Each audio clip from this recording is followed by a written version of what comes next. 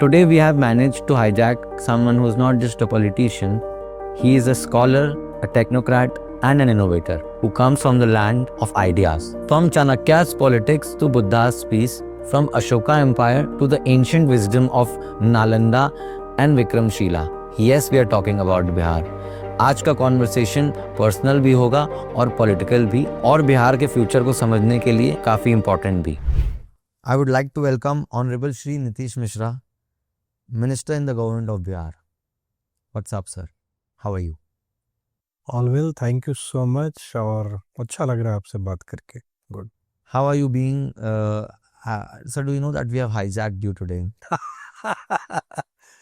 This is being hijacked, okay. Then you like the hijack? Fine with it. Sir, I think I would directly like to jump into the most important thing which I have always felt for Bihar. I live in Chhattisgarh, sir.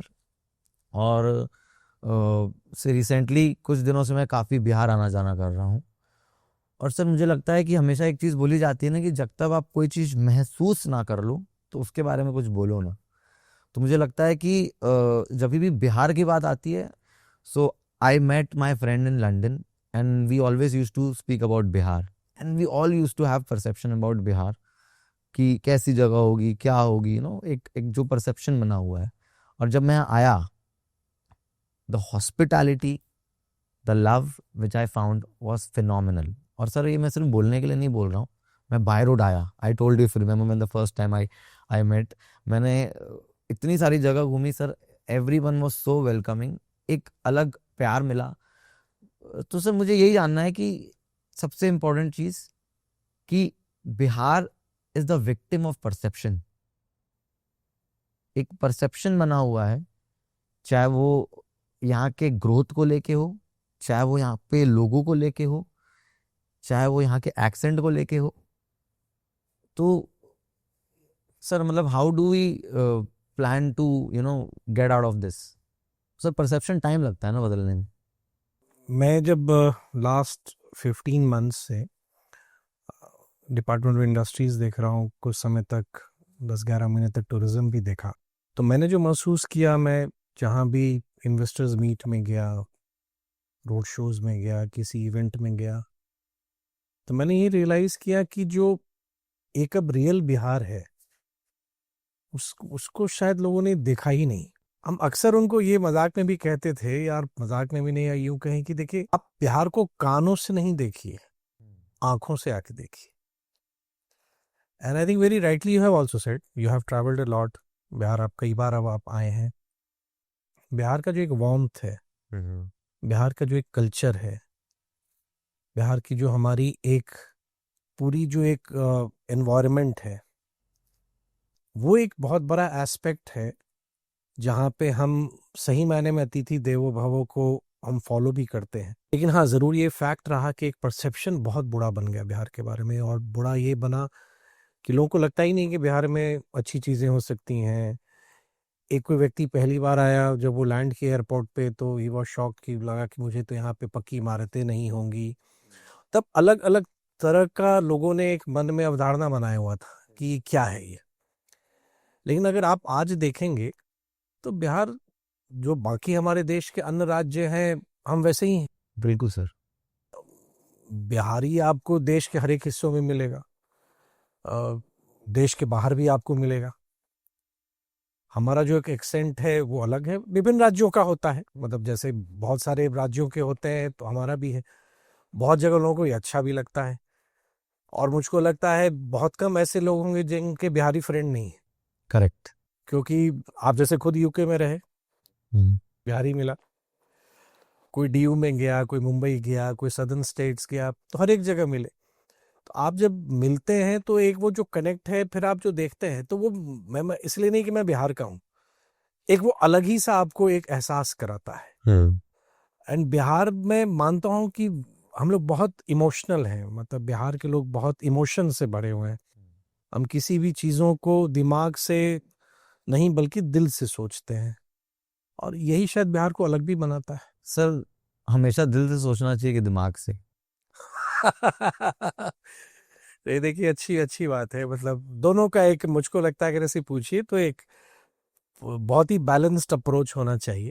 लेकिन हाँ, ज़रूर है कि मतलब आप जब practicality में आप आते हैं, आप जब दुनिया में आप हैं, तो बहुत बार आपको बहुत सारे निर्णय, डिसीजंस आपको ऐसे लेने पड़ते हैं जो आपको दिमाग से भी लोग लेते हैं। लेकिन मुझको लगता है अगर हमेशा आप दिल की सुने, तो दिल आपको कभी गलत सलाह नहीं देता है, और अंत में व्यक्ति को वही करना चाहिए जो उसका दिल कहता है। हो सकता है उस समय शायद उसको रिजल्ट उसके हिसाब से ना मिले, लेकिन वो एक सेटिस्फैक्शन रहेगा कि नहीं, जो मुझे सही लगा वो मैंने किया। This will differ from person to person. कोई आदमी सिर्फ बहुत ही दिमाग से ही सोचेंगे, बहुत कैलकुलेटिव होंगे, फ्रेंड्स में भी कैलकुलेटिव होते हैं चीज़ों को उस हिसाब, लेकिन ठीक है, वो अलग अलग है। हर एक तरह को लोग मिलते हैं आपको।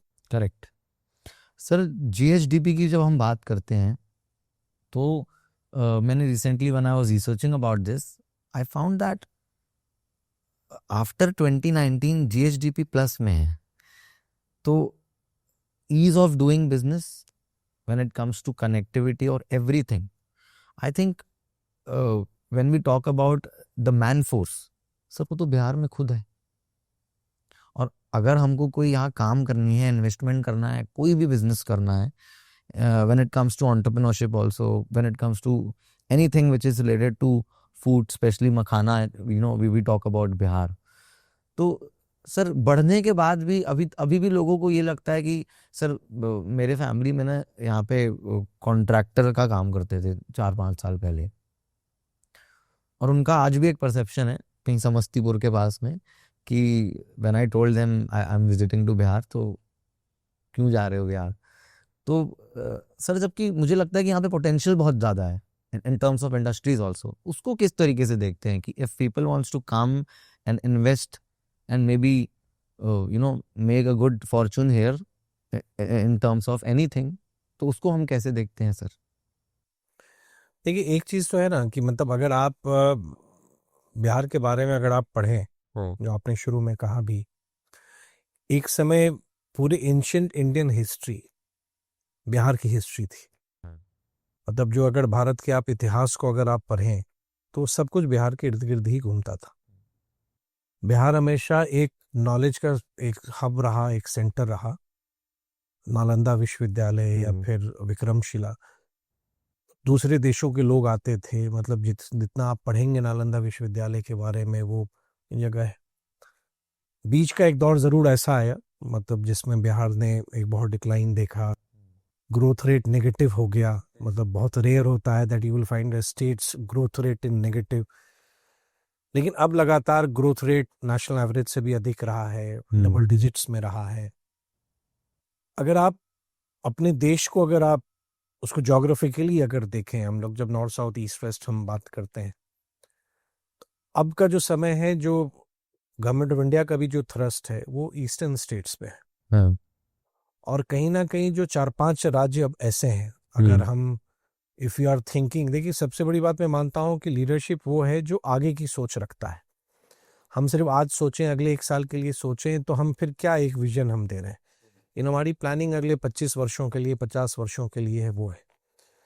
तो अगर हम अब डेवलप्ड इंडिया की बात करते हैं 47 में, जब हमारी आज़ादी के 100वें वर्ष होंगे, और वो टाइम आप जैसे लोगों के लिए ही रहेगा। हम लोग तो जिस एज में रहे उस समय, या जो भी रहे, जो अभी का जो जनरेशन है, तो वो 2047 उनके लिए बहुत मैटर करेगा। तो अगर आप बिहार को देखेंगे, तो मैं अक्सर इस बात को कहता हूं कि बिहार अभी अपॉर्चुनिटीज से भरा पड़ा है। या तो आप कहिए लेट स्टार्टर हम हैं, या मुझको लगता है जब स्टार्ट करो वही स्टार्ट है, लेट क्यों कहें। लेकिन हाँ, ठीक है, इंफ्रास्ट्रक्चर आज हमारी अच्छी है। हमारी जो पॉपुलेशन है वो itself, we are a big market. Correct.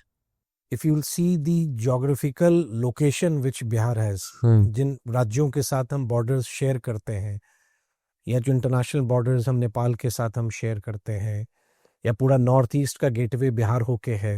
National highways उधर से जा रहे हैं, एक्सप्रेस हाईवेज जा रहे हैं, भूटान नज़दीक है, बांग्लादेश नज़दीक है। तो बिहार का भी एक अपने आप में एक अलग एडवांटेज होता जा रहा है, जो मुझको लगता है कि आने वाले समय में इन्वेस्टर्स को कहीं ना कहीं अब अट्रैक्ट करेगा बिहार। और थोड़ा सा इसको अगर हम और एक्सटेंड करें, तो कोविड ने एक बहुत बड़ा सबक हम लोग को सिखाया। जब मैं इन्वेस्टर से किसी मीट में जब उनसे बात करता हूँ, तो हर एक जगह जो वर्कफोर्स है उसकी इच्छा होती है कि अब हम अपने घर में काम करें, हम अपने घर के पास काम करें, बिकॉज इट्स पेनफुल कि आप फैमिली को छोड़ के आप जा रहे हैं। तो शायद वो दिन अब दूर नहीं है कि पहले जो लेबर हमारे या जो वर्कर्स फैक्ट्री के पास जाते थे, अब वो समय भी आएगा कि अब फैक्ट्रीज को लेबर और वर्कफोर्स के पास आना पड़ेगा। करेक्ट। और वहीं पे हमारा स्ट्रेंथ है, मतलब बिहार का जो हमारी एबंडेंस ऑफ वाटर है या हमारी सॉइल अच्छी है, पॉपुलेशन मैंने बताया जो बहुत एक ह्यूमन कैपिटल हमारा है, अब अच्छे अच्छे इंस्टीट्यूशंस हैं, हम स्किलिंग पर फोकस कर रहे हैं, एजुकेशन पर फोकस कर रहे हैं। तो अब अगर आप ओवरऑल अगर टोटालिटी में अगर अब आप देखेंगे, हम अभी भी पीछे हैं। अगर आप बहुत सारे पैरामीटर शायद कोई निकालिएगा या कोई ये देखेगा तो वो गिना देगा कि देखिए इतने सारे पैरामीटर पर तो बिहार अभी भी बहुत नीचे है। लेकिन हम अपनी जर्नी देख रहे हैं कि हमने कहाँ से शुरू किया और अब हम आगे सोच रहे हैं। करेक्ट। तो हम आगे सोच रहे हैं तो आगे, क्योंकि अगर भारत को आगे बढ़ना है तो अब बिहार को ऐसे ही थोड़ी छोड़ेंगे। और बिहार ने तो अब अपनी कैपेसिटी बढ़ाई है और हमको अब वो मिल रहा है जो हमारा हक है। तो अब मैं सही मायने में मैं मानता हूं कि time is for Bihar now, और बिहार का एक इमरजेंस नए तरीके से हो रहा है और अब समय बिहार का है। सर क्या मैं ऐसे ये बोल सकता हूँ, जो मेरे पापा हमेशा बोलते थे, बिहार में या तो इंसान ऑफिसर बनता है, या तो थोड़ा भटक जाता है और गुंडा बनता है। तो अब ये जो स्टिग्मा है ये बदल रहा है कि ये अभी भी है सर? नहीं देखिए, एक चीज, अब आई डोंट नो, मतलब उनका कुछ ऐसा एक्सपीरियंस रहा हो। अच्छे बुरे लोग तो सोसाइटी में हमेशा होते हैं, हर एक स्टेट में होंगे। ऐसा तो नहीं है कि सिर्फ बिहार में ही होंगे। मतलब भाई, we after all we are human being, अच्छे बुरे सब होते हैं। एक ही फैमिली में देखिएगा तो परिवार के सभी सदस्य एक जैसे नहीं होते, सब अलग होते हैं। तो बिहार, इट्स नॉट अबाउट कि हम सिर्फ नेगेटिव चीज बिहार में सिर्फ बुरा होता है। हाँ, ये बात फैक्ट है, क्योंकि हमारे यहाँ के लोग एजुकेशन में बहुत ज्यादा पैशनेट हैं। हम किसी तरह स्ट्रगल करके भी अपने बच्चों को बेस्ट ऑफ एजुकेशन हम देना चाहते हैं। कॉम्पिटिटिव एग्जाम्स में आप देखेंगे तो बिहार के लोग बहुत अच्छा करते हैं। लेकिन अब समय बदल रहा है, तो हमारे यहाँ के लोग स्टार्टअप्स में भी आगे आ रहे हैं। मैंने लास्ट 1 ईयर में देखा है कि मतलब जो हमारी स्टार्टअप्स, जो बिहार गवर्नमेंट की जो स्टार्टअप पॉलिसी है, जितना हमने 4-5 वर्षों में अचीव किया है उसका डबल हम लोगों ने 1 साल में अचीव किया है। तो अब वो पैशन भी आ रहा है, क्योंकि मैं हमेशा मानता हूं कि अब कनेक्टिविटी इशू नहीं है, टेक्नोलॉजी के हिसाब से सब चीजें एक जैसी दिखती हैं। तो एक रूरल बिहार का भी कोई यूथ नेशनल लेवल पर किसी बड़े शहर के भी यूथ के साथ compete करना चाहता है। और ये सिर्फ बिहार में नहीं, पूरे देश में। जो आप एक पहले अर्बन रूरल डिवाइड की हम बात करते थे ना, तो अब वो नहीं है। अब तो हर एक को बहुत अच्छा अपॉर्चुनिटी मिल रहा है, सबको मिल रहा है। और खासतौर से जो आप लोग का जनरेशन है अभी वाला, उनको तो मैं ब्लेस्ड जनरेशन कहता हूँ कि जितनी अपॉर्चुनिटीज आपको मिल रही हैं उतनी अपॉर्चुनिटीज हम लोग के समय में वैसी नहीं थी। चाहे आप ईज ऑफ डूइंग बिजनेस कीजिए या पॉलिसी सपोर्ट कहिए, या जिस हिसाब से कनेक्टिविटी इंप्रूव किया है, पूरी दुनिया सिमट कर अब एक सा हो गया है। तो ये सब चीजें जो आपको मिल रहा है, तो हमारा काम एज ए गवर्नमेंट क्या है कि हम एक ऐसा इकोसिस्टम बना दें, एक ऐसा एनवायरनमेंट बना दें ताकि आप उसका एडवांटेज लेके आप आगे बढ़ते रहिए। गवर्नमेंट से आप कोई भी, अगर आप भी, even if you will have some expectation, what you will expect from a government, कि हम आपको एक बेहतर, हम एक जो ईज ऑफ डूइंग बिजनेस आपने कहा, हम आपको एक बेहतर माहौल दें ताकि आप उसमें आप अच्छा काम कर सके। फिर तो आप में क्षमता है, मतलब, और अपने देश की तो सबसे बड़ी स्ट्रेंथ हमारी युवा फोर्स है। और आने वाले कई वर्षों तक पूरी दुनिया की सबसे बड़ी युवाओं की आबादी हमारे देश में होगी, if I am correct, till 2070। जो हमारा एवरेज, हमारे इंडियन का एज रहेगा, कंपैरेटिवली हमारे यहाँ यूथ की संख्या सबसे ज्यादा रहेगी।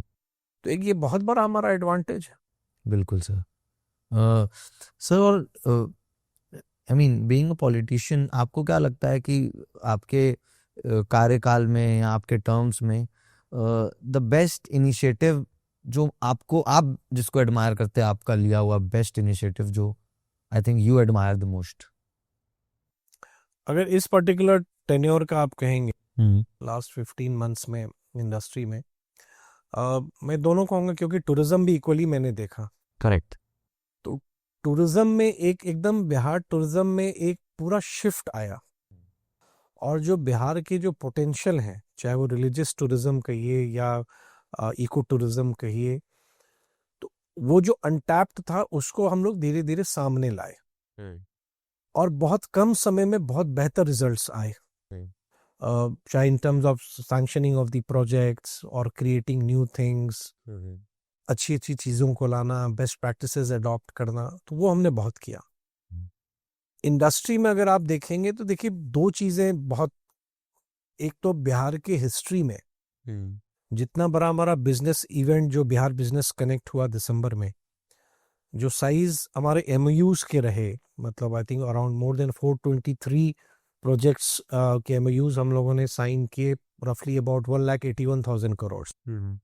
तो बिहार के लिए एक बहुत बड़ी बात थी, मतलब इतनी बड़े इन्वेस्टमेंट साइज की एमओयूज बिहार ने कभी नहीं देखा। तो ये एक बहुत बड़ा एक अचीवमेंट दिखता है कि नहीं, ये जो एक प्रयास हमने किया, moving to different cities, interacting with the investors, उनसे बात करना, और अब इस बेसिस पे जो हम नई पॉलिसी पे अभी काम करें, we are working on drafting a new industrial policy 2025 because our earlier policy is almost 9 years old, 16 में बनी थी। तो वो मुझको लगता है कि आने वाले समय में जो आप अभी हम लोग शुरू में बात कर रहे थे, तो बिहार का जो एक टेक ऑफ है उसका सबसे बड़ा बेस ये हमारी नई पॉलिसी देगा। तो मुझको लगता है कि जो भी कर रहे हैं, और सबसे बड़ी बात है जो सेटिस्फैक्शन आपने कहा ना, तो चीज़ों से ज़्यादा मुझको ये लगता है कि मेरी to best of my capacity मैं जितना कर सकता हूँ चीज़ों को करने की मैंने पूरी कोशिश की है। और इंडस्ट्री एक ऐसा चीज़ है जिसमें उसके रिजल्ट एक दिन में आपको नहीं दिखेंगे। बिल्कुल। इन्वेस्टर्स को लाना, बात करना, उनका प्रोसेस करना, या उनके फाइनेंशियल क्लियरेंसेस होने, उनके प्रोजेक्ट्स के अप्रूवल होने, लैंड का इशू, तो इट टेक्स टाइम। लेकिन मुझको लगता है कि जो बेस हमने बनाया है, आने वाले समय में उसके बहुत ही पॉजिटिव रिजल्ट्स बिहार को देखने को मिलेंगे। Sir, how does being a politician mean to you? जब भी हम पॉलिटिशियंस की बात करते हैं हमारे देश में, तो you know again there is this stigma कि सर एक पॉलिटिकल इंसान थोड़ा सा दबंग होता है, और do you even need power to get change और नॉट? आप इतनी बार मुझसे मिले, क्या लगा दबंग हूँ? नहीं sir, to be very honest, no. If you remember, sir, for the first time when I met, when we had a meeting for an hour, I told you one thing, that you changed my perception. You changed my, देखिए हर एक तरह के लोग हर एक profession में होंगे। बिल्कुल sir. मतलब अच्छे बुरे, ब्लैक एंड वाइट, तो ये तो आपको हर एक जगह मिलेंगे।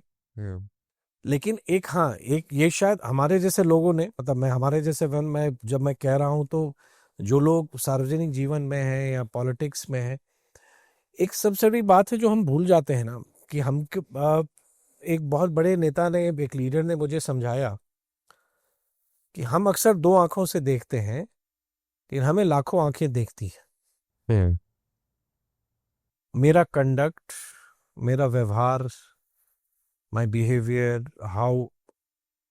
How I talk, what I talk, हम कहीं किसी से मिल रहे हैं, हम कैसे मिल रहे हैं, मुझको लगता है ये आम सी बात होगी, लेकिन जो आपको देख रहा है वो बहुत माइन्यूट चीजों को ऑब्जर्व करता है। करेक्ट। और एक और मुझको एक बहुत बड़ी बात किसी ने बताई थी एक समय, कि अगर माला पहनना है तो सर झुकाना पड़ता है।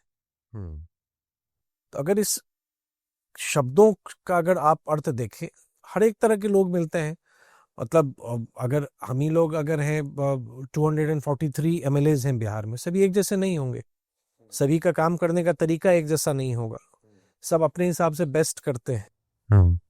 लेकिन मुझको लगता है कि आज के समय में लोगों की जो एक्सपेक्टेशंस हैं, और डिजिटल जो एक जो प्रवेश एकदम घर घर में हुआ है, पर्सन टू पर्सन हुआ है, वो कहीं ना कहीं हर एक व्यक्ति को अब रखता है कि भैया you are always being watched. मतलब हम लोग जब गांव में भी जाते हैं ना, तो आप, मतलब लगता है 10-15 लड़के मोबाइल लेके आपकी बातों को रिकॉर्ड करते रहते हैं। करेक्ट। और आप हमेशा, जिसको कहते हैं ना कि आप सतत निगरानी में हैं, तो वो वाली बात है। तो ये छवि की बाहुबली होते, एक दौर रहा होगा, एक दौर था भी, एक दौर रहा कि शायद उस तरह के लोग होते थे, लेकिन आज आप देखेंगे अच्छे लोग, एजुकेटेड लोग, प्रोफेशनल लोग, क्वालिफाइड लोग, स्पोर्ट्स से जुड़े हुए लोग, हर एक तरह के लोग आ रहे हैं। Hmm and politics is all about आपका उद्देश्य क्या है, आप क्यों आप इसमें आना चाहते हैं। हम्म वो कहीं ना कहीं आप में क्लैरिटी होना चाहिए कि अगर आप आके आपका पर्पस क्या है, हम्म आप क्यों करना चाह रहे हैं। मैंने हार और जीत दोनों देखा है, दोनों एक्सपीरियंस किया है, तो मैं वो समझ सकता हूँ। और आज के दौर में people's expectations are very high. जैसे मैंने कहा that you are always being watched, तो वो ये भी उम्मीद कर रहे हैं कि भैया आपने काम क्या किया है, हम्म आपने डिलीवर क्या किया है। तो शायद आज से 20-30 साल पहले शायद उतने सवाल जवाब नहीं होते होंगे। हम्म आज अगर हम कॉन्स्टिट्यूंसी में जाएं तो एक 18 साल का बच्चा भी या लड़का भी आके पूछता है, हम्म इवन ही और she they have questions they ask. Hmm तो ये एक बदलाव हुआ है, लेकिन गॉन आर दोज डेज जहाँ खाली बाहुबली और ये सब की बात होती थी। अब ये ऐसा कुछ नहीं है, अब ये पुरानी बातें थी। शायद कोई एक दौर रहा, लेकिन अब ऐसी कोई बात नहीं। और आप बाहुबल से जन समर्थन आप प्राप्त नहीं कर सकते हैं, it's a fact. Talk to me about your family. Talk to me about your mom and dad. Who were you close to? सबसे ज्यादा आप किससे क्लोज थे? अपनी माँ से। सभी भाई बहनों में सबसे छोटा हूँ। एक पॉलिटिकल फैमिली रही है जिसका 100 वर्षों का इतिहास है।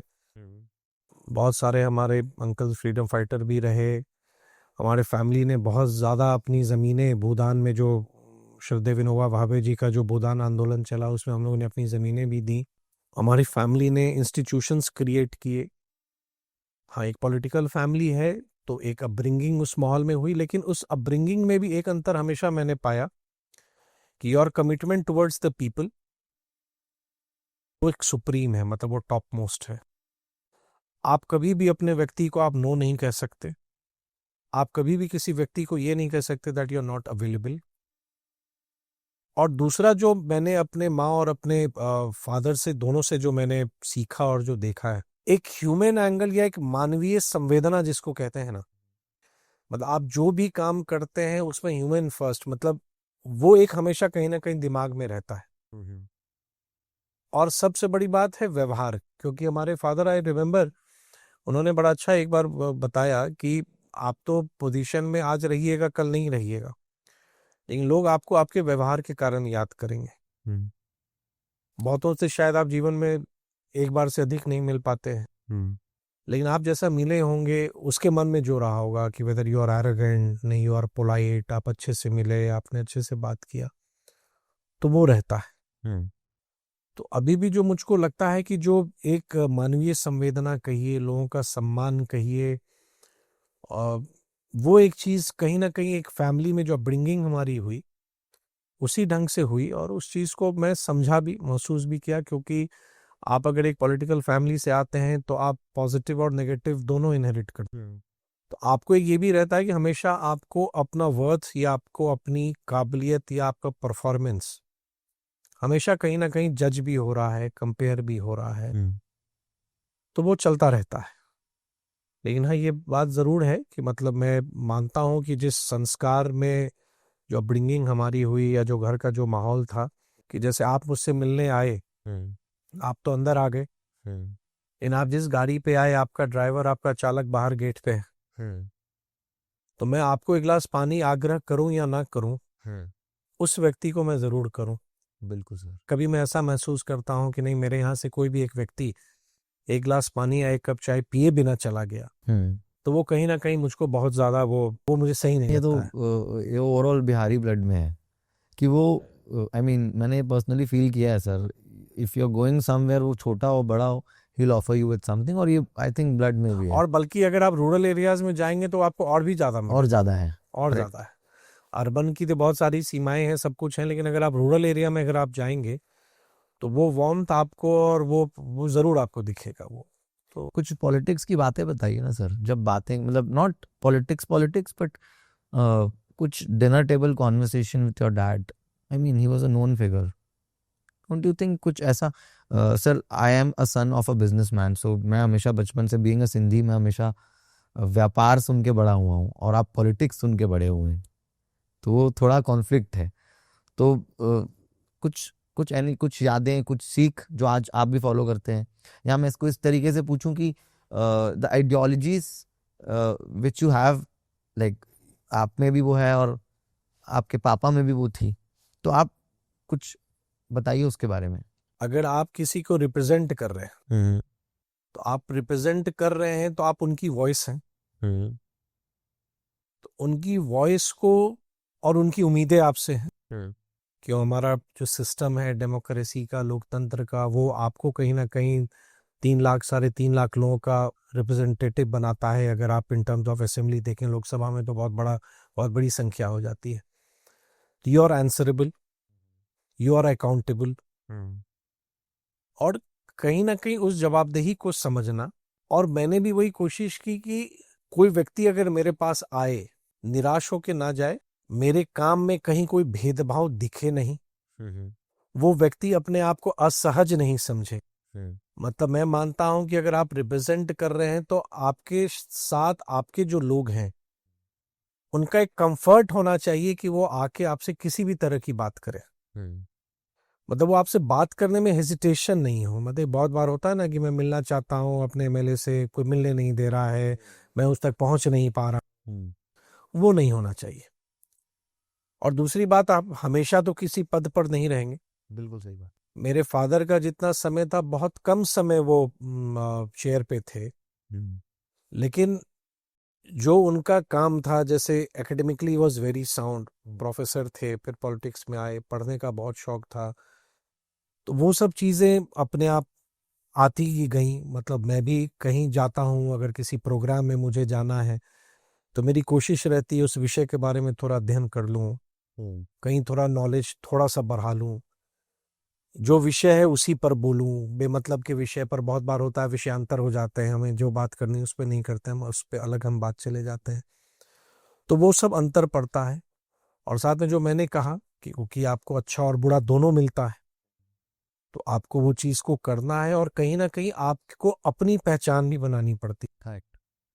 और अब मुझको लगभग 25 वर्ष हो गए, 25 ईयर्स, 2025 में हो गया। 6 इलेक्शन लड़ा, 4 जीते 2 हारे। पहला इलेक्शन में हारा, मैं आप ही के जैसा था, यूके से पढ़ के लौटा। आप मुझे इसमें देख रहे हैं, मैं शर्ट पैंट में ही गया चुनाव लड़ने। लोगों ने कहा ये क्या पहन रखे हैं, तो मैंने कहा कि नहीं, मैं जैसा हूँ वैसा ही रहूंगा। पहला इलेक्शन में हार गया तो मुझे लगा कि भाई अब ये मुझसे होने वाला नहीं है, चलो वापस। तो फिर लगा कि फिर चले जाते हैं हायर स्टडीज़ के लिए, लेकिन फिर कहीं ना कहीं फिर परिस्थिति हुई, कुछ लोग मिले, कहा कि नहीं भाई आप रहें। फिर लोगों में संघर्ष किया, बहुत एफर्ट सर किया। ये वाली बात ना मैंने पढ़ी थी, और मुझे इसको विस्तार में बताइए सर, कौन थे वो लोग और क्या बोले आपको? देखिए, हमारा वो 2000 का जो इलेक्शन था, वो लास्ट इलेक्शन था जो वोटिंग मशीन, जो आपके बैलेट पेपर से। और सर मुझे ये इसलिए भी पूछना है, आज ये एग्जाम्पल इसलिए भी इम्पोर्टेंट है for our audience to understand one thing, people are being reactive these days, है ना? गिव अप कर देना, क्विट कर देना, जल्दी से कोई भी चीज़ में रिएक्ट कर देना। सर उस समय के टाइम पे, और 2014 में आप 800 वोट से आ रहे थे, वो भी एक टाइम था सर। तो मैं I am talking about mental health here उस समय सर। और एक और पॉइंट है इसमें, जब आप ऑलरेडी एक पॉलिटिकल फैमिली से होते हैं, जिस in today's term we call it nepotism, you know. तो सर ये तो मुझे लगता है कि और ड्रॉबैक की तरह काम करता है, क्योंकि आपकी एक्सपेक्टेशन लोगों के पास ज़्यादा रहती है। तो क्या बोलते हैं, ये दोनों बात, एक तो कैसे आप उस चीज़ से फाइट किए, ठीक है किसी ने बोला, but still how are you feeling कि यार नहीं, ये करता ही हूँ। देखिए, एक चीज आई थिंक सिर्फ मेरे लिए नहीं, शायद किसी के साथ भी वो होगा, कि जो आपका इंटेंट है, आप क्या सोच के कुछ काम कर रहे हैं, वो तो आप जान रहे हैं, आपका दिल जान रहा है। दूसरा अगर वो चीज नहीं समझ पाता है तो आपको तकलीफ होती है कि मेरा इंटेंशन ये था, मैं ये करना चाह रहा था, ये क्यों नहीं समझ रहे। तो पहला इलेक्शन मेरा वैसा ही अनुभव था। मैं एक फ्रेश आइडियाज के साथ, फ्रेश सोच के साथ आया था, इंग्लैंड से लौटा था, लगा कि कुछ अच्छा करते हैं, कुछ काम हम शुरू किया। तो मुझे लगा कि नहीं, एक्सेप्टेंस मेरी नहीं हुई। तो एक्सेप्टेंस नहीं हुई तो, और ये भी फैक्ट है कि ऐसा नहीं था कि मेरे फादर ही इससे पहले लड़े थे, मैं चला गया, एक गैप हो गया था। फादर लास्ट 1990 में लड़े थे वहां से। 95 में बिहार में इलेक्शन हुआ, तो सीट से मेरे फैमिली से कोई नहीं लड़ा। तो बहुत बार होता ना कि मैं नहीं तो मेरे बाद कोई और जाएगा, तो मेरे फैमिली से किसी ने नहीं कंटेस्ट किया। 95 का नॉर्मल था। तो 2000 में जब हम चुनाव लड़े, तो मुझे लगा कि शायद मैं इसके लिए फिट नहीं हूँ। मतलब जो मेरी सर ऐसे मतलब जो मेरी सोच थी, मुझको लग रहा था कि शायद ये लोग अभी नहीं समझ पा रहे हैं, या लोग को विश्वास नहीं हो पा रहा है कि सही में ये इस सोच के साथ, मतलब जेन्युइनली ये जो बोल रहा है उसके एक्शन में भी दिखेगा। जैसे आई स्टिल रिमेम्बर, मतलब अभी आपसे बात कर रहे हैं तो याद आया कि मैं अपने स्पीच में एंड करता था बोल के, मैं 2000 की बात बता रहा हूँ, 25 साल पहले, ना झूठी बातें ना झूठे वादे, सच्ची मेहनत सच्चे इरादे। तो ये मैं अक्सर तो ये मैं अक्सर कहता था ना, रियली आई मीन इट। तो वो चुनाव मेरा सफल हुआ नहीं। काउंटिंग चार मतलब भर रात होती थी वो बैलेट पेपर वाली। बैलेट पेपर में था। तो मैं हार गया, डिप्रेशन भी था यार, क्या मतलब सोचा नहीं था। तो बाहर निकले तो 2-3 लोग थे ऐसे ही मिले, तो उन लोगों ने वही कहा कि भाई आप हमें भूल मत जाइएगा, हमने तो आपको वोट दिया, हमारे लिए तो विधायक आप ही हैं। तो ये बात मुझको लगा कि जिन्होंने मुझ पर फेथ किया या विश्वास किया, तो मैं उनको छोड़ के कैसे चला जाऊं।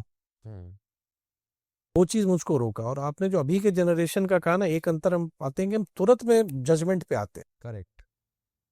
और भाषा की शालीनता हमारी, देखिए विरोध करना, हम भाई आप डेमोक्रेसी में तो it will be always 51 and 49। मतलब 51 है तो भाई आपकी बहुमत है, 49 आपके अगेंस्ट में रहेगी। करेक्ट। मुझको हमेशा अच्छा लगता है कि आप सवाल पूछो। मैं आप देखेंगे वेरी अनलाइकली पॉलिटिशियंस या रिप्रेजेंटेटिव जो अपने सोशल मीडिया अकाउंट पे आंसर्स भी करते हैं। मतलब कोई क्वेश्चन करता है, कभी आप रैंडमली चेक कीजिएगा तो बहुत कम ही है सर मैं ऐसे। आंसर भी करता हूँ। लेकिन वो अच्छा तब लगता है कि अगर आप भाषा की मर्यादा में रहे। आप तुरंत में जो हम एक दिमाग बना लेते हैं ना कि बस ये सही है गलत है, मतलब उस बीच में भी होता है, और चीजों को लोग समझते नहीं। मतलब आपका समय तुरंत ऐसा वाला नहीं है। मतलब एक प्रोसेस होता है, समय लगता है। और मैं मानता हूं कि इंफॉर्मेशन आपके पास ज्यादा है, आप चीजों को वेरीफाई करें, कुछ करें, सीधे एक ओपिनियन बना लेना किसी के बारे में, वो सही नहीं होता। और मुझे लगता है कि सर वो जो दौर था, बेसिकली वो टाइम था, उस समय लोग जब अपना प्रोफेशन चूज करते थे, जब कोई कॉलेज में जा रहा है या कहीं और जा रहा है या उसका एग्जाम क्लियर नहीं हुआ या may be he is trying for something else, sir but politics में यूके से उस समय आना, कमिंग फ्रॉम इंग्लैंड, एंड वो भी सीधा इंग्लैंड से कहीं और नहीं, सीधा बिहार आ जाना, सर वो माइंडसेट मैं जानना चाहता हूँ कि आपने क्या सोचा उस समय। ये थॉट था कि यार हम मेरे फैमिली में तो पॉलिटिशियंस थे, मैं भी पॉलिटिशियंस बन जाता हूँ, मैं भी एक पॉलिटिकल अपनी जर्नी स्टार्ट कर लेता हूँ, या मेरे लिए तो ये प्रोफेशन है। क्योंकि सर इस प्रोफेशन में वो भाव होना, सेवा भाव होना, करने वाला वो भाव कैसा था उस समय, जैसा आपने बोला कि किसी ने आपको बोला कि आप हमारे लिए बने हैं। नहीं देखिए, वो अब शायद हम अभी जैसे अगर मैं सोचूं, अब जब मैं स्कूल में था या मैं कॉलेज में था या हायर स्टडीज में था, तो एक सर्विस वाली फीलिंग शायद शुरू से थी। और पॉलिटिक्स को प्रोफेशन नहीं कह के, मतलब मैंने ये रियलाइज किया कि ये एक बेस्ट प्लेटफॉर्म है अगर if you want to bring change in this society. अगर आप बदलाव लाना चाहते हैं, आप कुछ करना चाहते हैं, किसी के जीवन में परिवर्तन लाना चाहते हैं, तो ये प्लेटफॉर्म बहुत अच्छा है। अगर आपकी मंशा सही है, बहुत बड़ा चेंज और बदलाव आप ला सकते हैं। तो ये मैं सोच के आया, और वो करना भी चाह रहा था। लेकिन मुझको लगता है पहले इलेक्शन को मैंने एज ए लर्निंग भी लिया, और लर्निंग में शायद उसने मुझको हेल्प किया। मतलब मैंने अपने डिफीट से लेसन लर्न किया। मैं ज्यादा लोगों को लगा कि शायद ये अचानक आ गया, तो मेरी शायद स्वीकार्यता नहीं थी, जो एक्सेप्टेंस होता है शायद वो नहीं था। तो फिर मैं उनके साथ लगातार रह के, उनके बीच में रह के, अपनी एक्सेप्टेबिलिटी जब मेरी बनी, तो उसके बाद के इलेक्शंस हुए 2005 में, 2010 में मैं जीता। फिर आपने भी कहा कि 15 वाला इलेक्शन आया, मैं 800 से हारा। तो उसको मैं मानता हूं कि हो सकता है कि कहीं ना कहीं जो उनके एक्सपेक्टेशंस थे, मैं शायद पूरा नहीं कर पाया, मुझ में कोई कमी रह गई किसी ना किसी कारणवश। या हम लोग के साथ क्या होता है ना कि जो जिसको आप क्षणिक आक्रोश करते हैं, कि आप थोड़ा सा गुस्सा है किसी बात का, तो हम वो इलेक्शन का ही वेट करते हैं कि आने दो, हम इलेक्शन में बताएंगे। बाद में उस व्यक्ति को अफसोस भी होता है। 2015 का इलेक्शन हारने के बाद बहुत लोग आए मुझसे मिलने के लिए। सर क्योंकि 800 vote, it is for us it is like अरे ये क्या हो गया. नहीं नहीं, एकदम। अब मुझको याद है कि मैं अपने हार के बाद शायद 1-2 महीने बाद अपने कॉन्स्टिट्यूंसी जा रहा था, झंझारपुर। तो मैं जा रहा था तो एक ऑटो रिक्शा से एक व्यक्ति अचानक उतरा, मतलब चलते हुए ऑटो से वो उतरा। उसने मेरी गाड़ी रोकी और गाड़ी रोकी, मैं समझा नहीं क्या हुआ। तो मेरी आदत है अगर कोई ऐसे रोकता है तो मैं उतर जाता हूँ। तो मैं उतर गया, मैंने पूछा क्या बात है। तो उसने कहा कि हमसे हम लोग से बहुत बड़ी गलती हो गई। मतलब वो उस 1 महीने 1.5 महीने में ही शायद जो एक गुस्सा तो रहा होगा या एक आक्रोश था, तो शायद मेरे हारने से वो खत्म हो गया। और फिर आप देखिए 5 साल बाद फिर इलेक्शन होता है 2020 में, And you won with a high margin vote. 42,000 से मैं जीता। Yes. मतलब 5 साल पहले मैं 800 से हारा, 5 साल बाद में 42,000 से जीता। तो वो जो एक अफेक्शन या पीपल टू पीपल कनेक्ट है, मैं अपने कॉन्स्टिट्यूंसी में हमेशा कि मेरा ये क्षेत्र नहीं है, मेरा घर है, मेरा फैमिली है। सर तो वो 5 साल में आपने क्या किया जो आपने चेंज लाया, कुछ उसके बारे में बताइए ना, कि आपने कुछ ऐसा और आप लोगों तक पहुंचे. नहीं देखिए, बहुत मतलब उस समय जैसे अपने पार्टी में, मतलब बीजेपी में संगठन के कार्य जो मिले, क्योंकि बीजेपी संगठन का काम का बहुत अवसर देती है, ऑर्गेनाइजेशनल वर्क, तो आप वो करते हैं। कुछ पॉलिसी रिसर्च का जिम्मा था, वो मैंने देखा, वाइस प्रेसिडेंट था तो वो देखा, कॉन्स्टिट्यूंसी की जो एक्टिविटीज़ रहीं, और सोशली जो मैं कुछ कर सकता था तो वो किया। कुछ एकेडमिकली, कुछ जो कॉलेज से मैं जुड़ा हुआ, एक management college, Allen Mishra college of business management, तो उसके माध्यम से कुछ किया, कुछ कॉलेज में, मतलब उस 5 साल को भी इफेक्टिवली इस्तेमाल किया। और 2020 में इलेक्शन से पहले ही आपको याद होगा कोविड आया, तो उस समय फिर मैं लगातार, जब लोग घर से नहीं निकल रहे थे, तो लगातार 2020 में जितना बन पड़ा, एमएलए नहीं रहते हुए भी लोगों की कुछ मदद पहुंचाना करना, तो एक कनेक्ट रहा। मतलब ऐसा नहीं रहा कि बहुत बार होता है कि आप हार जाते हैं तो आप एकदम अलग हो जाते हैं, क्योंकि मैं अपने कॉन्स्टिट्यूंसी को कॉन्स्टिट्यूंसी या वोटर और एक रिप्रेजेंटेटिव का रिलेशन नहीं मान के एक फैमिली रिलेशन मानता हूँ। और मैं अक्सर इसी बात को कहता हूँ कि अगर आप 4 लोग हैं अपने परिवार में, consider me as the 5th one. तो वो एक कनेक्ट हमेशा रहेगा। मैं 2015 से 20 एमएलए नहीं था, फिर एमएलए हूँ, कल हो सकता है फिर एमएलए नहीं रहूंगा, एमएलए होऊंगा, लेकिन वो जो कनेक्ट है मेरा, वो कनेक्ट तो मेरे कॉन्स्टिट्यूंसी और मेरे लोगों के साथ हमेशा रहेगा। मैं जब तक हूँ तब तक वो कनेक्ट रहेगा। और उससे मुझे याद आया sir, if you remember when you gave me your personal number, मैं बोला सर मंत्री जी नंबर दे रहे हैं अपना, तो मतलब can I have a number of a minister, that was a shock for me, so I think I can understand sir. नहीं, उसमें बड़ा आपको इंटरेस्टिंग मैं बताता हूँ उस नंबर की क्या कहानी है। एक तो लगभग 20-22 वर्षों से मेरा नंबर एक ही है। अच्छा. आप गूगल पर भी सर्च करोगे वही नंबर आएगा, वही नंबर मैं रखता हूँ। आजकल क्या हो रहा है कि यूजुअली लोगों के मन में लगता है कि मंत्री खुद फोन नहीं उठाता है। मैं उसको बोलता रहता हूँ, मतलब मैं नीतीश बन के ही बात करता हूँ, मैं बोल रहा हूँ, वो बिलीव ही नहीं करता है। वो कहता है मंत्री जी को एक खबर पहुंचा दीजिएगा, उनको ये कह दीजिएगा। मैं कह रहा हूँ कि भाई मैं नीतीश मिश्रा ही बोल रहा हूँ, उसको विश्वास नहीं होता है। लेकिन मुझको लगता है शायद यही होना चाहिए। मतलब अगर आपको रिस्पॉन्सिबिलिटी ज़्यादा मिली है तो इसका मतलब ये नहीं है कि आपका कनेक्ट कम हो जाए, मतलब आपको सिर्फ मैनेज करना है चीज़ों को। और पर्टिकुलरली लोग कॉन्स्टिट्यूंसी के मेरे समझ रहे हैं कि हाँ जवाबदेही बड़ी है।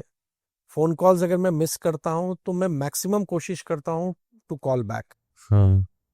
फिर डिफरेंट चैनल्स भी हैं हमारे, जैसे कॉन्स्टिट्यूंसी में जो लोग हैं, या मेरा पटना ऑफिस है, तो किसी को अर्जेंसी होती है तो वो टेक्स्ट कर देता है, व्हाट्सएप कर देता है।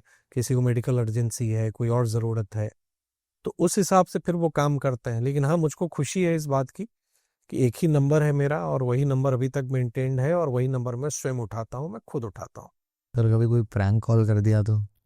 करे, अब सबसे बड़ी बात है, ये बहुत लोग कोशिश करते हैं। हाँ.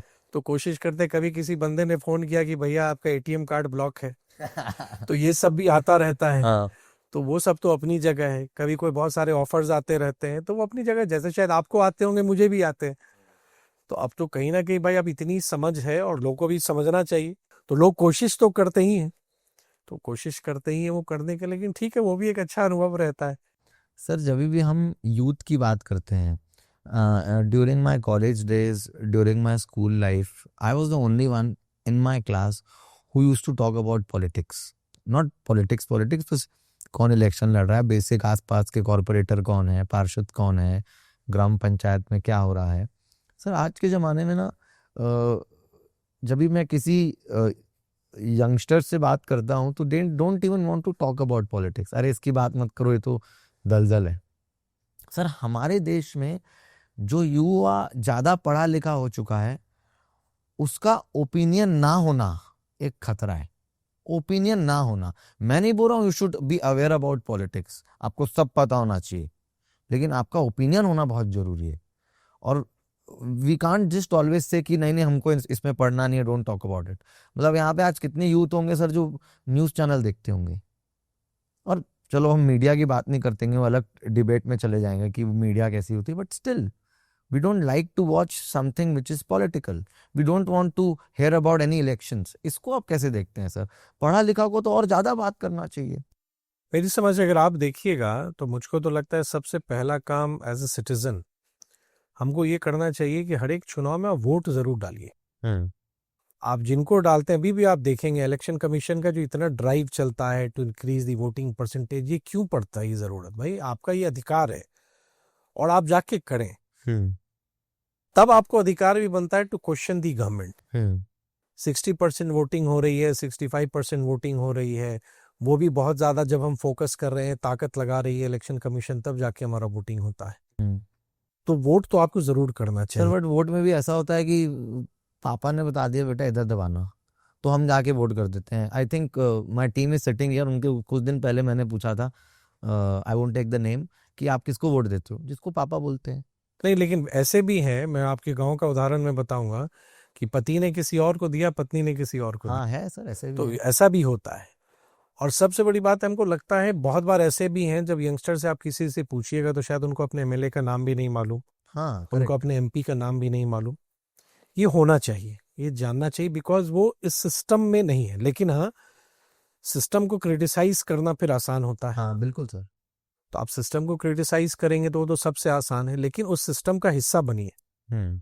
आप पढ़ लिख के, आप अगर अच्छा एजुकेशन आपने लिया है, ऐसा थोड़ी है कि पॉलिटिक्स में जो जिनका पॉलिटिकल फैमिली है सिर्फ वही आगे आते हैं। बिल्कुल सही बात। हजारों एग्जाम्पल आपको मिल जाएंगे जो कि जिनका कोई बैकग्राउंड नहीं रहा, वो आगे आए और उन्होंने अच्छा काम किया है। तो वो सोच बदलनी चाहिए, आना चाहिए। पहला तो भाई जो आपका डेमोक्रेसी ने, लोकतंत्र में हमारे कॉन्स्टिट्यूशन ने जो आपको अधिकार दिया है, आप वोट ही नहीं करते हैं। अगर आप वोट करेंगे, खासतौर से जो फर्स्ट टाइम वोटर है ना, जो खुशी मिलती है और आपको सेटिस्फैक्शन मिलता है।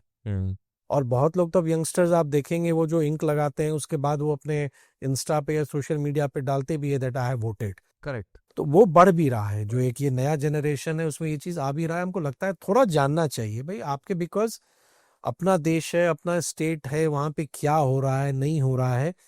Plus you should also contribute. आप मत जाइए मिलने के लिए, लेकिन बहुत सारे माध्यम है ऐसे जिनके थ्रू आप मैसेजेस पहुंचा सकते हैं, आप सजेशंस दे सकते हैं। बहुत सारे लोग मुझको ईमेल भेजते हैं। मैंने तो एक पोर्टल भी बनाया हुआ है कि लोग चाहें तो अपने सजेशंस मुझको भेज सकते हैं। तो ये लोगों को करना चाहिए। यंगस्टर्स की बहुत बड़ी जवाबदेही है अपने कंट्री के भी प्रति, दैट दे शुड वोट। और अच्छे लोगों को, पढ़े लिखे लोगों को, समझदार लोगों को पॉलिटिक्स में आना चाहिए। सिर्फ दूर से बैठ के कोशिश करो ना भाई, आप आने लगेंगे तो लोग आएंगे ही। तो वो होना चाहिए। और sir the way every youth wants to be an entrepreneur, एक entrepreneur mindset होता है, उसमें डेलीगेशन होता है, ह्यूमन रिसोर्स मैनेजमेंट होता है, थिंकिंग होती है, आइडिएशन होता है, बहुत सारी चीज़ें होती है। तो सर आपको लगता है entrepreneurs जैसे माइंडसेट के लोगों को पॉलिटिक्स में आना चाहिए, या फिर कोई भी नए यूथ कैसे अप्रोच कैसे होनी चाहिए अगर हमको नहीं, पॉलिटिक्स में देखिए आना है? पॉलिटिक्स में भी अगर आपका ट्रेंड देखेंगे तो एक कहीं ना कहीं एक एंटरप्रेन्योरशिप हर एक स्तर पर होगा, चाहे वो आप हो, हम हो, या कोई अपना कोई खुद का कोई एंटरप्राइज खड़ा कर रहा है। एक अलग से आगे बढ़ के कुछ करने की सोच, बहुत बार आउट ऑफ बॉक्स थिंकिंग, बहुत बार इनोवेटिव थिंकिंग, कुछ नवाचार, कुछ इनोवेशन, कुछ ज्यादा सोचना, एक आगे बढ़कर लीड लेना, कोई चीज को करना। ये चीज तो हमको लगता है जैसे जैसे टाइम बदल रहा है ये तो लोगों को करना ही पड़ेगा। अगर आप अपने कॉन्स्टिट्यूंसी के लिए, सपोज अगर मुझको कॉन्स्टिट्यूंसी के लिए कोई बड़ा ही काम लाना है या कुछ लाना है, मैं एज मिनिस्टर हूँ ठीक है, लेकिन अगर मैं एज एमएलए भी था तो मैं कोशिश करता था कि अपने कॉन्स्टिट्यूंसी के लिए मैं क्या ज्यादा लाऊं, मैं कॉन्स्टिट्यूंसीज को कैसे रिप्रेजेंट करूं, मैं कॉन्स्टिट्यूंसीज को कैसे प्रेजेंट करूं, उसके बारे में बताऊं। तो ये एक चीज को आना वो जरूर है, लेकिन इनके पीछे कहीं ना कहीं सर्विस, आपका वो सबसे बड़ा जो सेवा है वो आपका सबसे बड़ा, आपका कहिए कि एक आपका ड्राइविंग फोर्स होना चाहिए, और उसके इर्द गिर्द ही आपकी सोच होनी चाहिए कि अल्टीमेटली ये सब चीजें जाके पब्लिक वेलफेयर के लिए, लोक कल्याण के लिए आप काम करते हैं। नए युवाओं को आना चाहिए पॉलिटिक्स में। एकदम भाई, एकदम आना चाहिए। आप भी कोशिश कीजिए, हम्म। सबको आना चाहिए, और आपकी टीम के लोगों को और आना चाहिए। ये लोग वोट नहीं देंगे सर अरे मुझे नहीं, अरे दे नहीं नहीं। दे, अरे कोशिश करो भाई। आप एक बार नहीं जीतोगे, दूसरी बार जीतोगे, तीसरी बार जीतोगे। आप कोई कम्पिटिटिव एग्जाम देते हैं, जरूरी थोड़ी है एक बार में ही आप पास करते हैं। हम्म। आप 2 बार देते हैं, सेकंड अटेम्प्ट, थर्ड अटेम्प्ट होता है। आप कहीं कॉलेज में एडमिशन्स के लिए जाते हैं, आप एंट्रेंस एग्जाम्स देते हैं, तो कोशिश होती है, आप करते हैं। तो वो कोशिश करनी चाहिए, मतलब हम सिर्फ छोड़ दें नहीं। और दूसरा, आप अच्छे ढंग से सकारात्मक पॉजिटिव सजेशंस हमेशा आप दीजिए, हम्म। और वो दें। कभी आप कोशिश कीजिए अपने रिप्रेजेंटेटिव से मिलने का भी। अरे ठीक है, मुझे काम ही पड़े तभी मैं क्यों जाऊं। बिल्कुल मैं ऐसे बिल्कुल। भी आया हूं कि भाई आप मेरे एमएलए हैं, आप मेरे एमपी हैं, तो मेरी इच्छा हुई, मैं आपसे मिलने आया। तो एक बार मिलिए, देखिए वो क्या कर रहा है, और कामों को भी देखिए। काम कहीं वो मिस कर रहे हैं, उनको बताइए। काम अच्छा कर रहे हैं तो भाई उनको बोलिए भी, ताकि उनका मोटिवेशन भी बढ़े कि चलो मैं अच्छा काम कर रहा हूँ, तो लोग देख रहे हैं, हम्म। लोग उसकी प्रशंसा कर रहे हैं, तो वो भी हेल्प करता है। Sir education is something which is the most important backbone of any society. शिक्षा आती है तो सब कुछ आता है। आई थिंक मुझे लगता है कि, और सर जब हम रिसर्च कर रहे थे तो आपकी डिग्री ना मुझे याद नहीं हो पा रही थी सर। अरे ना ना, ऐसा भी नहीं है नहीं नहीं भैया। सर, लिटरली अरे ना ना ना मैं ना, एक हम, बात बताता अरे हूँ आपको डिग्री वाले हमसे बहुत बड़े बड़े मिलेंगे, ऐसा नहीं है। सर। हाँ, एक्सपोजर आप कह सकते हैं। हाँ, एक्सपोजर की हाँ, बात कर रहा हूँ। एक्सपोजर आप कह सकते एक्सपोजर हैं की कि बात कर रहा डिफरेंट हूँ। एक्सपोजर रहा है, वो बिल्कुल। ठीक है। तो सर जैसे मैं देख सकता हूँ कि बीए ऑनर्स आपने दिल्ली से किया, एमबीए किया आपने क्या बोलते हैं नेदरलैंड से, then you went to global political economy करने, आप पोस्ट ग्रेजुएट डिप्लोमा करने यूके गए थे हाल में। सर मैं ये पूछना चाहता हूँ कि पढ़ाई पॉलिटिक्स में काम आ रही है? बहुत ही ज्यादा। देखिए एक चीज है ना, आपने खुद ही कहा, शिक्षा तो बेसिक है यार। है। आपका एजुकेशन कहीं ना कहीं बहुत मैटर करता है, आपकी सोच में, आपके एक्शंस में, कैसे किसी चीज को आप देखते हैं, आपके देखने का नजरिया। और मैं ये मानता हूँ कि बिकॉज एक अच्छा एक्सपीरियंस मुझको ना सिर्फ अपने देश में बल्कि बाहर भी मिला, चाहे वो इंग्लैंड हो या यूएस हो, जैसे हार्वर्ड कैनेडी स्कूल का कोई शॉर्ट प्रोग्राम या कुछ भी। तो वो लगता है कि लोग क्या सोच रहे हैं, दुनिया कहाँ है, और कोशिश होती है कि उन सब चीज़ों को कहीं ना कहीं जब आप काम करते हैं तो उन काम में भी उनका रिफ्लेक्शन आ जाता है। मतलब योर योर अप्रोच, या अगर आप किसी से ऑफिसर से आप बात कर रहे हैं, इश्यूज की अंडरस्टैंडिंग, या अगर आप किसी अपने कॉन्स्टिट्यूंसी में किसी से आप मिल रहे हैं, उनके कोई इश्यूज हैं, उसको रिजॉल्व करना। तो मुझको लगता है education, not only in politics, politics में भी बहुत मदद है, एजुकेशन तो बेसिक है, हम्म। वो होना ही होना चाहिए। और राजनीति में भी अगर पढ़ाई लिखाई मैटर कर सकता है, मैटर करता है, लेकिन हमारी लोकतंत्र की एक खूबसूरती भी है कि कोई एजुकेशनल क्वालिफिकेशन का हमारा मानक नहीं है, तो सबको वो एक मौका देता है। कोई हमारा एंट्री लेवल नहीं बना हुआ है कि अगर आप ग्रेजुएट होंगे तभी आप चुनाव लड़ेंगे, कोई लड़ सकता है। लेकिन हाँ, अगर आप ऑनेस्टली मुझसे पूछे तो मेरे कामों में कहीं ना कहीं जो मेरा एजुकेशन है, जो मेरा एकेडमिक बैकग्राउंड है, मैं महसूस करता हूँ कि उससे बहुत बड़ी मदद मिलती है। सर बिल्कुल मिलती होगी। और जैसा कि आपने बोला कि हमारे लोकतंत्र की खासियत है, सर ये लिटरली खासियत है। मुझे आपको नहीं लगता sir every politician needs to be a basic literate और मे बी। आप इसको इस ढंग से देखिए कि जब हमें आज़ादी मिली, हम्म। और जब 1952 में पहला इलेक्शन हुआ, जब हमने अपने कॉन्स्टिट्यूशन को जब अडॉप्ट किया, उस समय हमारी देश की जो एजुकेशनल स्थिति थी वो क्या थी। हम्म। तो आप तो एक मेजॉरिटी ऑफ सेक्शन को आप डिप्राइव कर देते चुनाव लड़ने से, तो फिर वो लोकतंत्र कैसे था। हम्म। तो हमारे जो संविधान निर्माता थे, इस बात को उन्होंने समझा। हम्म। ये चीज़ हमेशा डिबेट का हो सकता है कि आप कहेंगे कि भाई हम तो किसी भी जॉब में आप खोजते हो तो मिनिमम एंट्री लेवल होता है, भाई पॉलिटिक्स में क्यों नहीं है।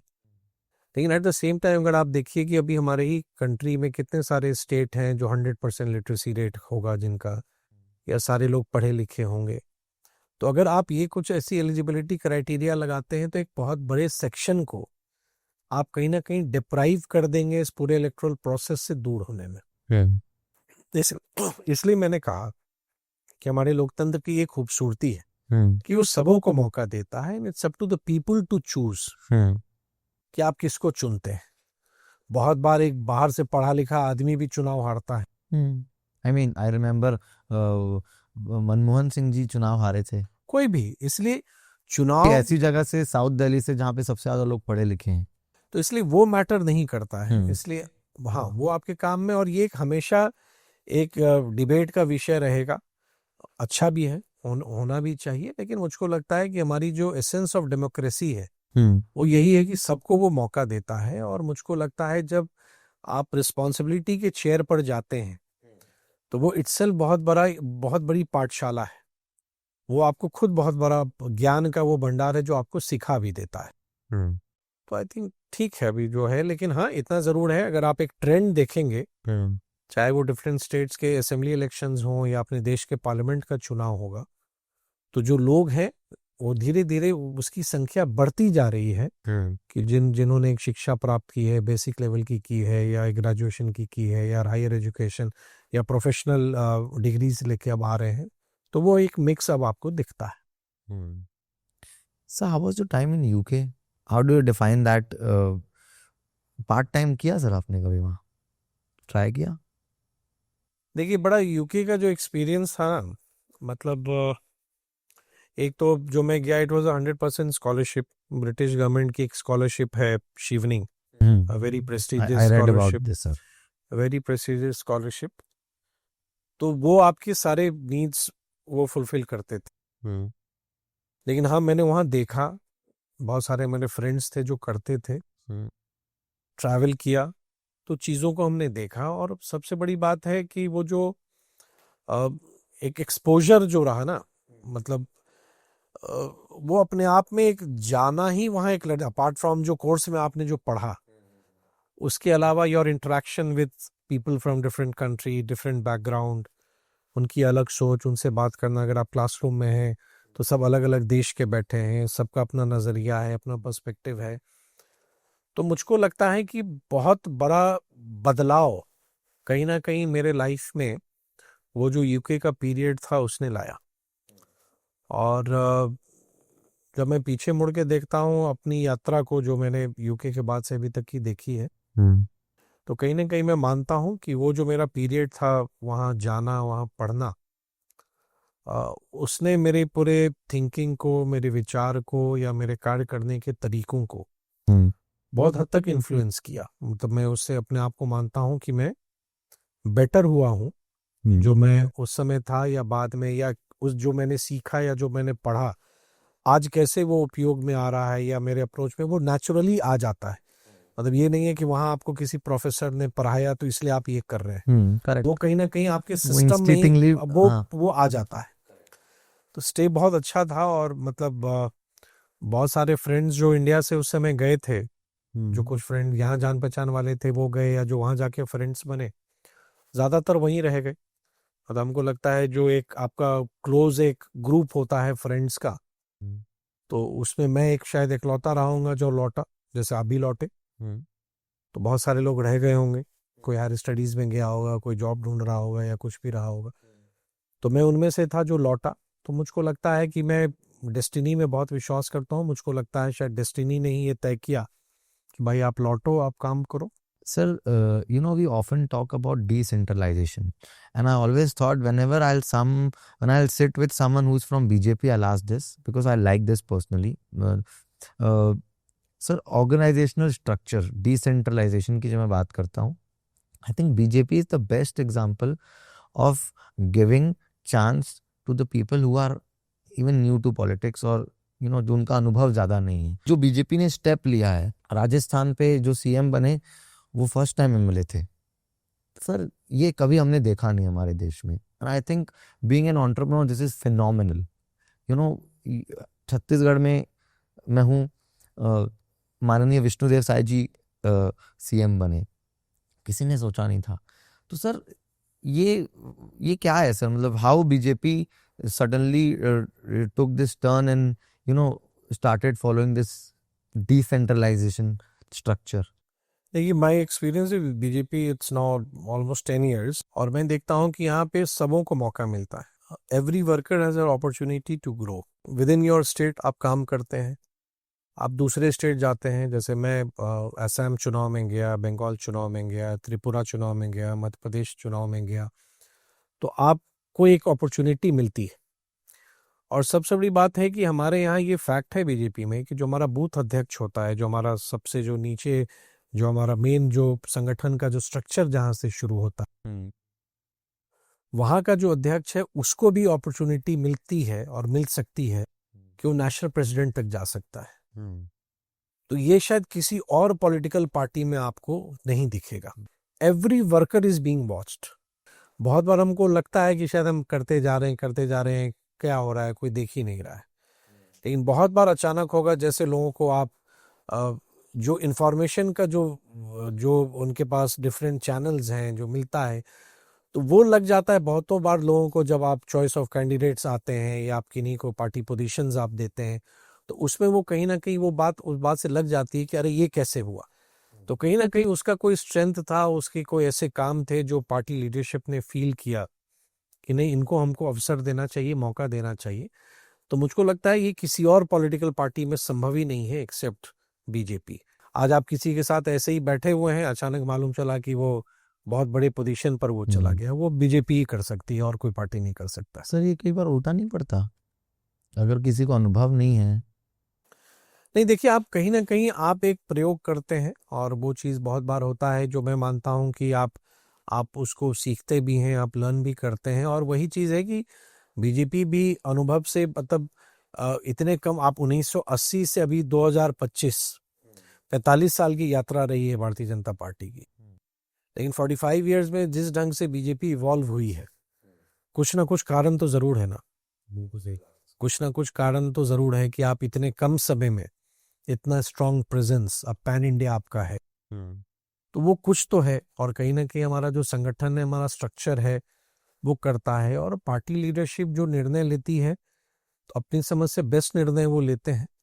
बहुत बार होता है कि फिर जब अनुभव होता है, एक्सपीरियंस होता है या कुछ ऐसा होता है, तो अगर ठीक है, अगर कभी लीडरशिप को लगता है कि नहीं, हम इनकी जगह ये शायद बेहतर होंगे या उनकी जगह वो बेहतर होंगे, तो ये तो लीडरशिप डिसाइड करती है। लेकिन हाँ, ये जरूर है, मैं फिर कहूँगा कि यही एक पार्टी है, एक प्लेटफॉर्म है जो हर एक वर्कर को ग्रो करने का मौका भी देती है, और हर एक वर्कर के पास इक्वल अपॉर्चुनिटी है कि कल वो किसी भी पोजीशन पर जा सकता है।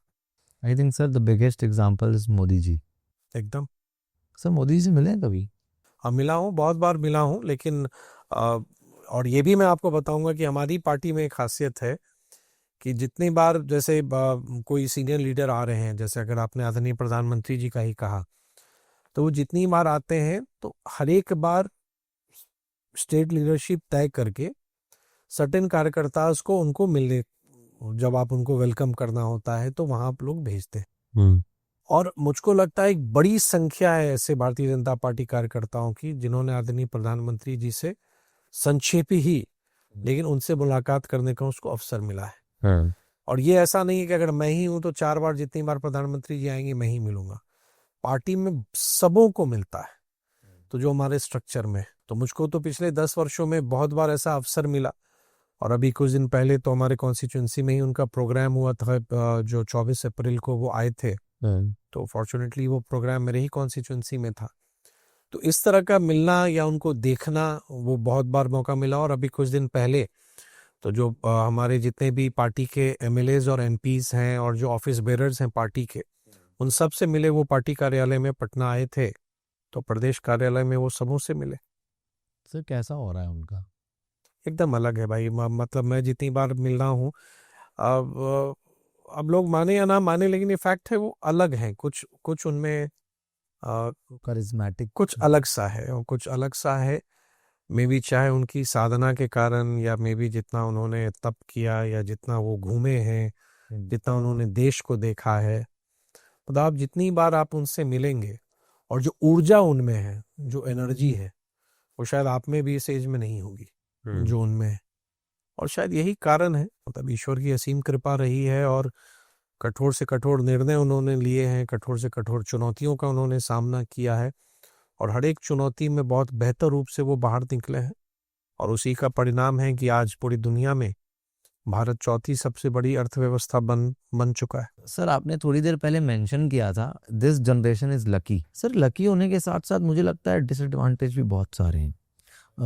सर इतना ज़्यादा इंफॉर्मेशनल वर्ल्ड है, इतने ज़्यादा फास्ट हो चुकी है चीज़ें, सोशल एंजाइटी इतनी सारी बढ़ चुकी है, फ्लेक्सिंग नेचर लोगों का बन चुका है। If we are not uploading something in today's generation, हमारे अंदर वो फोमो आ जाता है, फियर ऑफ मिसिंग आउट आ जाता है ना। सर अच्छा है, लेकिन इसके कॉन्स भी इतने ज़्यादा हैं, उसको कैसे देखते हैं आप? दो चीजें हमेशा रहेंगी ना, अंधकार है तो उजाला है, उजाला है तो अंधकार है। तो कोई भी चीज आती है तो उसके दो एस्पेक्ट हमेशा होंगे। It depends on the person, वो उसको किस रूप से लेता है। आप उसको एक वरदान के रूप में ले रहे हैं, आप उसको अभिशाप के रूप में ले रहे हैं। और ये कहीं ना कहीं यहीं पे आपकी मैच्योरिटी और समझ आपके काम आएगा। हम लोग भी शायद अब मैं ब्लेस्ड इसलिए कहता हूं क्योंकि जो सुविधाएं आपको मिली है, तो सुविधाओं का हम इस्तेमाल क्या कर रहे हैं, हम फायदे के लिए कर रहे हैं या नुकसान के लिए कर रहे हैं। हम और जो अभी का जनरेशन है, मैं भी ये कहूंगा कि स्ट्रेस बहुत ज्यादा में आ जाते हैं, गुस्सा बहुत है। मतलब हम शायद हम जितना हम हमसे पहले का जनरेशन जितना बर्दाश्त करता था उससे शायद कम हम कर रहे हैं। अभी का जो जनरेशन है वो और कम बर्दाश्त करता है। मतलब लगता है कि जैसे हर एक लोग बहुत ज्यादा प्रेशर में, और वो कहीं ना कहीं जो एक परफॉर्मेंस प्रेशर है या वर्क कमिटमेंट है या जॉब कमिटमेंट है, तो यही कहीं ना कहीं आपको एक बैलेंस करने की जरूरत है। और मैं ये मानता हूं कि देखिए, आपकी अपनी लाइफ और फैमिली से बढ़कर कुछ नहीं है। बहुत बार हम घटनाएं सुनते हैं, बहुत बार लोग देखते हैं कुछ गलत निर्णय लेते हैं, हम ये भूल जाते हैं कि भाई लाइफ इज प्रेशियस। अरे ठीक है, हम ये नहीं कर पा रहे, ऐसा क्या चीज है जो इसका समाधान हम नहीं कर सकते। बहुत बार हम देखते हैं चीजों में लोग अपने फैमिली से भी बात नहीं करते हैं, अकेले रहते हैं। ये सब चीज अभी वाले जनरेशन में भी में आया है। Sir we spoke about patriotism, we spoke about देशभक्ति का भाव। सर मुझे लगता है कि देशभक्ति का भाव सिर्फ ऑफिशियल्स का, पॉलिटिशियंस का नहीं होना चाहिए, नॉर्मल ह्यूमन बीइंग का, सिटीजन्स का होना चाहिए।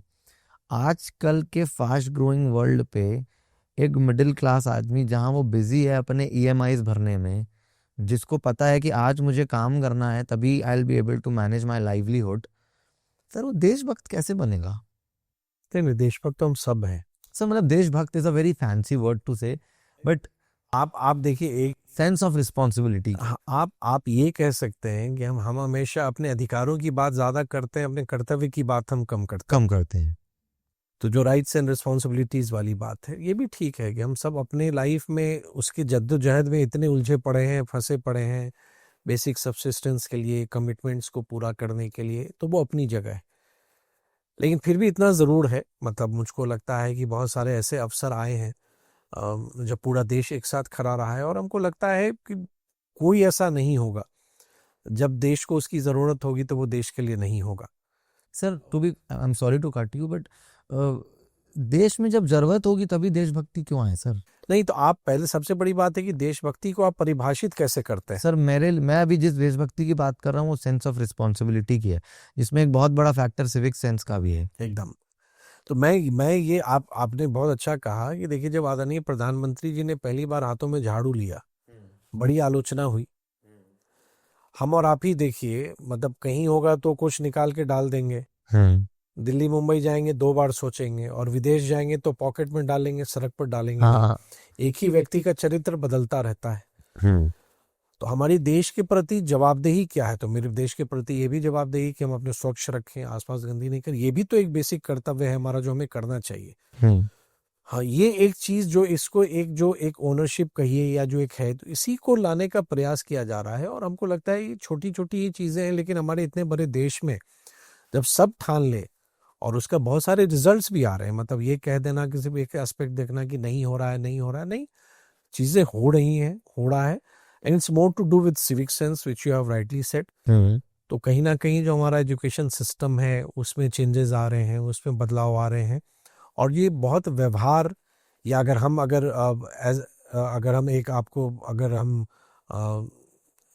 अपने घर में देखें, या हम एज अ गार्जियन या एज अ पेरेंट हम देखें, तो मेरी जवाबदेही बनती है कि हम अपने बच्चों को ये बेसिक चीज़ों के लिए हम तैयार करें। बिल्कुल। अगर एक एक परिवार उस ढंग से तैयार करता है तो देश के सभी लोग वैसे ही बेहतर हो जाएंगे। अगर इफ आई हैव अ सन, अगर मैं बताऊं that you have to respect a woman, मैं बचपन से उसके दिमाग में ये चीज डाल रहा हूँ, समझा रहा हूँ, तो मैं एक बहुत बड़ी जवाबदेही कर रहा हूँ और मुझको पूरा भरोसा है कि आने वाले समय में वो जैसा भी हो एक बेहतर व्यक्ति बनेगा कि वो उस चीज को फॉलो करेगा। बिल्कुल। तो यही चीज हमें करनी है, ये बेसिक चीज बताना है कि भाई गंदा मत करो, यहाँ ये मत डालो। बहुत बार हम देखते हैं ट्रेन में बैठे हैं, कुछ लिख दिया, दीवार पर कुछ लिख दिया, कुछ फोड़ दिया, तो ये कहीं ना कहीं है, लेकिन ये एक दिन में ये बदलाव नहीं नहीं आएगा। आएगा। आपको ये समझना पड़ेगा कि ये मेरा है। मतलब आप यू रिमेम्बर, मैं अब मतलब आज ही नहीं वर्षों से देख रहा हूँ कि राष्ट्र की संपत्ति आपकी संपत्ति है, बहुत जगह आपने देखा होगा लिखा हुआ। तो ये एक सेंस ऑफ ओनरशिप होनी चाहिए कि भाई ये हमारा है। तो मुझको लगता है ये ठीक है, इट्स मैटर ऑफ टाइम, लोग रियलाइज करेंगे, मतलब जो समझ रहे हैं। और आज का जनरेशन तो इतना बेहतर है, और अब तो मतलब आप कहिए कि कहीं भी वो एक्सेल कर रहा है, तो ये चीज़ें होंगी और वो दिन दूर नहीं है कि ये चीज़ों में जो अपनी चेतना है वो जागेगी और हम सब काम करेंगे। लेकिन हाँ, यू राइटली सेड कि हम देश के लिए क्या कर सकते हैं। अब छोटा सा ही प्रयास देश के लिए एक बहुत बड़ा कंट्रीब्यूशन हो सकता है, जो शायद आप रियलाइज भी नहीं कर रहे हो कि आपने कितना बड़ा काम कर दिया। सो बीइंग अ लीडर, मुझे लगता है कि जो सबसे इम्पोर्टेंट चीज़ होती है जो आपको ग्रेटनेस की तरफ लेके जाती है, वो है मैनिफेस्टेशन। उसी तरीके से क्या आप कुछ आप मैनिफेस्ट करते भी हैं कि नहीं, और आप करते हैं तो ऐसी क्या चीज़ बिहार के ग्रोथ की मैनिफेस्ट करते हैं? ये देखिए, नथिंग इन पर्टिकुलर, लेकिन हाँ बहुत बार लोग कहते हैं कि मैनिफेस्ट करना चाहिए, पॉजिटिव चीज़ मैनिफेस्ट करना चाहिए, और आप मैनिफेस्ट करते हैं तो चीज़ें होती हैं। और इतना ज़रूर है कि मैं हमेशा बहुत पॉजिटिव सोच के साथ काम करता हूँ, और ज़रूर बिहार के डेवलपमेंट के लिए बिहार, अब लगता है ना बिहार बहुत सह लिया है या बहुत अब हो गया भाई, अब मतलब अब नाउ इट्स टाइम कि अब बिहार का एक इमरजेंस, नया इमरजेंस होना चाहिए, और मुझको लगता है उस दिशा में हम काम कर रहे हैं। और आई थिंक वो दिन आएगा कि हम मतलब बिहार के डेवलपमेंट की लोग बात करेंगे, अभी भी कर रहे हैं, but Bihar will become a leader in terms of economic growth and supporting the विकसित भारत संकल्प ऑफ ऑनरेबल पीएम। मतलब बिहार ऐसा नहीं है कि डेवलपमेंट नहीं हुआ, हमने बहुत डेवलप किया है, लेकिन अभी भी जो मुझे करना है, हम उसको अभी बिहार की एक उड़ान बाकी है, जो जो रियल बिहार की उड़ान है, हम उस उड़ान के इंतजार में हैं, और मुझको लगता है वो टेक ऑफ अब हमारा होना है। बिल्कुल। I think, sir, we have reached to the end of the conversation, and till now, I think I would be very clear and honest with this that it was lovely chatting with you, and I enjoyed the conversation. आपसे बस एक last आपके साथ एक छोटा game खेलना चाहूँगा, उसके बाद I think we are done. You have to choose between both this or that. So I'll just start. I'll quickly just start. Policy or power?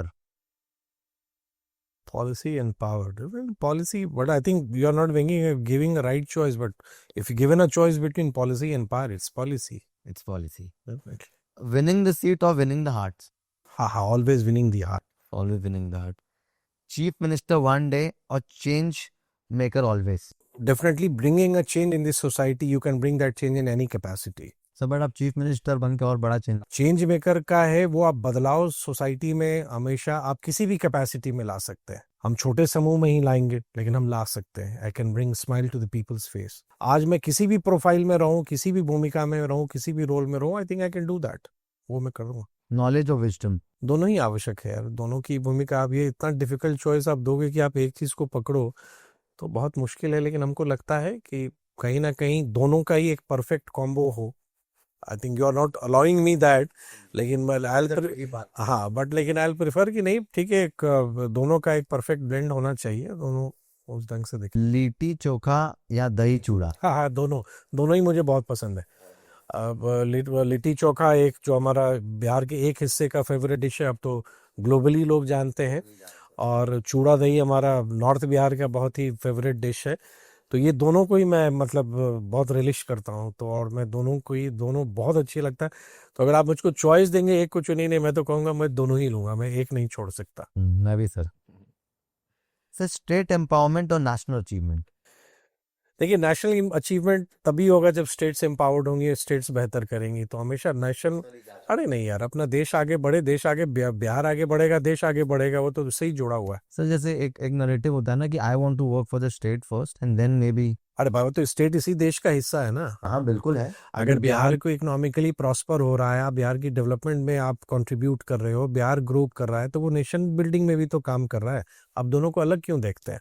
ठीक, सही बात है sir. I think that's a nice way to say it and I think we have reached to the end of the conversation and I enjoyed the conversation coming from a state called Chhattisgarh from here to Bihar. That was a conflict and I think that was a positive conflict and lovely talking to you.